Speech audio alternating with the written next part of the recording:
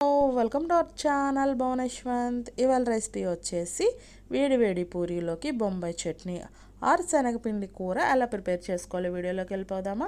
Stove వెలిగించుకొని ఒక బాండీ పెట్టుకొని ఆయిల్ వేసి ఆయిల్ హీట్ అయిన తర్వాత పోపు వేసుకోవాలి. పోపు వేగిన తర్వాత కట్ చేసిన ఆనియన్స్ టమాటాలు వేసి ఒక 10 నిమిషాలు మగ్గనివ్వాలన్నమాట. ఈ ఉల్లిపాయ మిశ్రమం మగ్గిన తర్వాత ఒక స్పూన్ పసుపు, టేస్ట్కి తగ్గ సాల్ట్ వేసుకొని బాగా మిక్స్ చేసుకోవాలన్నమాట. ఆల్రెడీ 2 బంగాళదుంపలు ఉడికించి పక్కన పెట్టుకున్నాను అనమాట. స్మాష్ చేసుకొని అవి కూడా యాడ్ చేసుకొని అలాగే వాటర్ వేసుకోవాలన్నమాట. ఈ వాటర్ మరుగుతూనే ఉండిద్ది అనమాట. ఈలోపు ఒక బౌల్లో 2 స్పూన్లు శనగపిండి తీసుకొని ఉండలు లేకోకుండా వాటర్ వేసి కలుపుకొని ఈ మరిగే వాటర్లో వేసుకొని బాగా మిక్స్ చేసుకొని కలుపుకోవాలన్నమాట. చూసారా ఫ్రెండ్స్, ఈ విధంగా మిక్స్ చేసుకోవాలన్నమాట. ఇందులోకి మనం క్యారెట్ ముక్కలు కానీ పచ్చి బఠానీ ముక్కలు కానీ వేసుకోవచ్చు అనమాట.